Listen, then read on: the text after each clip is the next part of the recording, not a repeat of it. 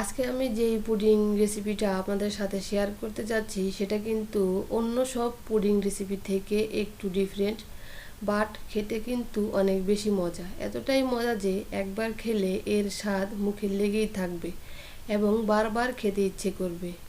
আজকে তৈরি করব পাউরুটি দিয়ে পুডিং রেসিপি। তো রেসিপিটি কিন্তু না টেনে পুরোটা দেখতে হবে, আর দেখার শুরুতে একটা লাইক দিয়ে দিবেন প্লিজ। তো চলুন দেখে নিই কীভাবে তৈরি করছি আজকের এই রেসিপিটি। এই রেসিপির জন্য প্রথমে আমি 2 পিস পাউরুটি নিয়ে নিয়েছি। এখন এগুলোকে আমি কিউব করে কেটে নিলাম। কিউব করে কেটে নেওয়ার পর একটি ব্লেন্ডার জারে 250 গ্রাম দুধ দিয়ে এগুলোকে আমি ব্লেন্ড করে নেব। তো এখন আমি এগুলোকে দু একটা প্রেস করে ব্লেন্ড করে নিচ্ছি। ব্লেন্ড করে নেওয়ার পর এ পর্যায়ে একটি মিক্সিং জগে আমি অ্যাড করে দেব 2টা ডিম। যেহেতু 2 পিস পাউরুটি নিয়েছি সেই ক্ষেত্রে 2টা ডিমই অ্যাড করতে হবে। অ্যাড করে দিয়ে 2টা ডিম অ্যাড করে দিলাম। এ পর্যায়ে এখন আমি অ্যাড করে দেব ভ্যানিলা এসেন্স, আর এখানে আমি 2 চামচ ভ্যানিলা এসেন্স অ্যাড করে দিলাম।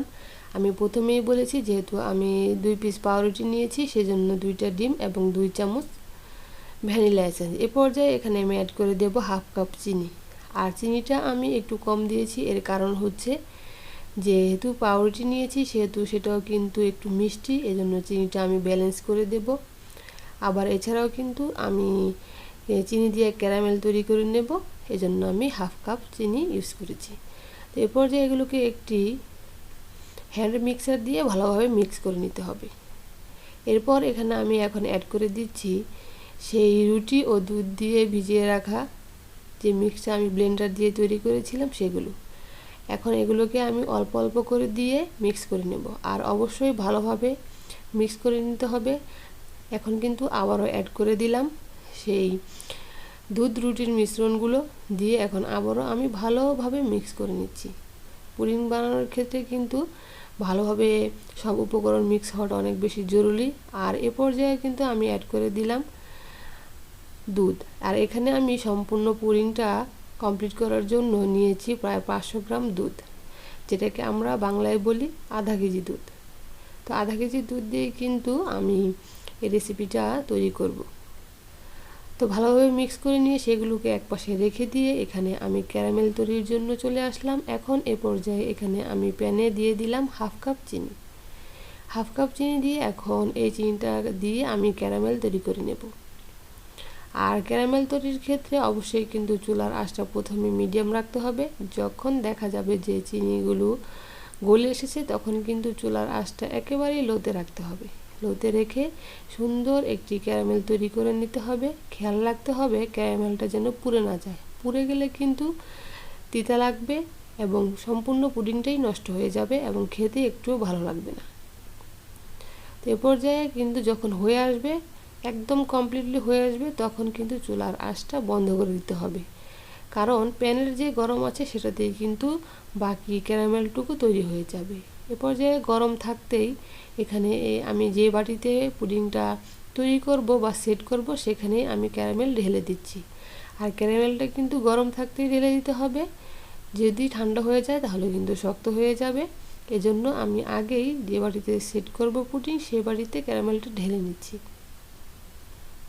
আর যদি কোনো ফাঁকা অংশ থাকে তাহলে একটু নাড়াচাড়া দিলেই কিন্তু সেই অংশটাও পরিপূর্ণ হয়ে যাবে। তো এইভাবে আমি ক্যারামেলটা সেট করে নিয়েছি।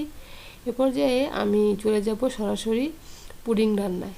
তো এজন্য আমি বড় একটি প্যানে বসিয়ে দিলাম একটি স্ট্রেনার, বসিয়ে দিয়ে এখন আমি এটার ওপর ক্যারামেল যুক্ত যে বাটিটা আছে সেটা সেট করে দেব। সেট করে দিয়ে এখন আমি যে লিকুইডটা তৈরি করে রেখেছিলাম পুডিংয়ের সেটা ঢেলে দেব।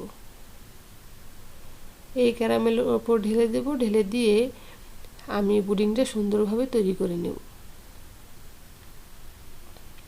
অন্যান্য পুডিং রেসিপি থেকে এই পুডিং রেসিপিটা কিন্তু অনেক বেশি মজাদার, আপনারা কিন্তু অবশ্যই বাসায় ট্রাই করবেন। এখন আমি এখানে ঢাকনা দিয়ে দিলাম। ঢাকনা দিয়ে এ পর্যায়ে আমি এখানে নর্মাল পানি অ্যাড করে দেব। আর পানিটা নর্মাল পানি অ্যাড করলে হবে, গরম পানি অ্যাড করার প্রয়োজন নয়। আর আমি প্রথমেই একটি স্ট্রেনার দিয়ে নিলাম, এই কারণে যখন পানিটা বলক চলে আসবে তখন যদি আমি স্ট্রেনার না দিই তাহলে দেখা যাবে যে বাটিটা নড়াচড়া করবে এবং সেই ক্ষেত্রে দেখা যাবে যে পুডিংটা ভালো হচ্ছে না। নড়াচড়ার কারণে পুডিংটাও পুডিংটার শেপটা নষ্ট হয়ে যাবে। তো পরিমাণ মতো পানি দিয়ে নিলাম, দিয়ে নিয়ে দেখুন দর্শক আমি কি পরিমাণ পানি দিয়ে নিলাম, যাতে বাটির যে মুখ আছে সেটার উপরে পানি চলে না যায়। এখন আমি আবারও ঢাকনা দিয়ে ঢেকে এটাকে ভালোভাবে বয়েল করে নেব।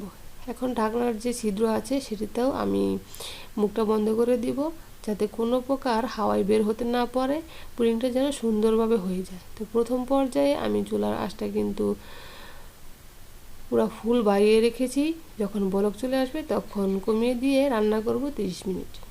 তো 30 মিনিট রান্নার পর দেখতে চলে আসলাম যে পুডিংটা ঠিকমতো হয়েছে কিনা। এখন আমি চেক করব, যদি না হয়ে থাকে তাহলে আমিও আরও কিছু সময় রান্না করে নেব। তো এখন আমি একটা কাঠি দিয়ে পুডিংটা চেক করে নেব। তো দেখুন দর্শক, পুডিংটা কিন্তু আমার এই কাঠিতে লাগেনি, তার মানে পুডিংটা ভালোভাবে হয়ে এসেছে। এছাড়াও পুডিংটা যখন বাটি থেকে আলাদা হয়ে যাবে তখনই আপনারা বুঝতে পারবেন যে পারফেক্টলি পুডিংটা তৈরি হয়ে গিয়েছে।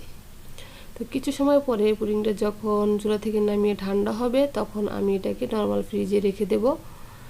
আর অবশ্যই নর্মাল ফ্রিজে রাখতে হবে পুডিং তৈরি করলে।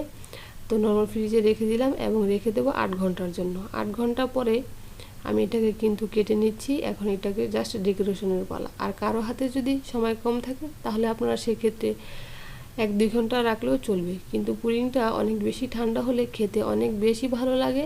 এজন্য আমি প্রায় 8 ঘন্টাই রেখে দিয়েছিলাম। পুডিংটা আমি রাত্রে তৈরি করেছিলাম এবং সকালে আমি এটাকে বের করে ডেকোরেশন করে নিয়েছিলাম। এখন এভাবে একটি বড় ডেকোরেশন প্লেটে আমি আপনাদের দেখতেই পারলেন কীভাবে আমি এটাকে বের করে নিলাম। এখন আস্তে করে এটাকে আমি বের করে নেব। দেখুন দর্শক, পুডিংটা কি পারফেক্ট হয়েছে কিনা এটা কিন্তু আপনারাই বুঝতে পারছেন। আর যদি পারফেক্ট হয়েছে কিনা সেটা আপনারা কমেন্ট বক্সে জানাতে পারেন। আমার কাছে মনে হচ্ছে যে পুডিংটা একদম সুন্দরভাবে তৈরি হয়েছে, দেখতেও খুব ভালো লাগছে। যেমন দেখতে ভালো লাগছে তেমনি খেতেও অনেক বেশি মজার ছিল। তো খুব সহজভাবে পাউরুটি দিয়ে যে এত মজার পুডিং তৈরি করা যায়, আসলে কিন্তু আপনারা যদি তৈরি না করেন তাহলে বুঝতে পারবেন না। আমার প্রত্যেকটা রেসিপি আমি খুব সহজভাবে আপনাদের সাথে উপস্থাপন করার চেষ্টা করি। নর্মালি কিন্তু আপনারা পুডিং খেয়েছেন, কিন্তু পাউরুটির পুডিংটা আপনারা যারা খাননি তারা অবশ্যই বাসায় ট্রাই করে কমেন্ট বক্সে জানাবেন আসলে কেমন হলো আপনাদের পুডিংটা। আর খেতে অবশ্যই ডিম আর দুধ দিয়ে আমরা যে পুডিংটা বানাই তার থেকে অনেক বেশি মজার।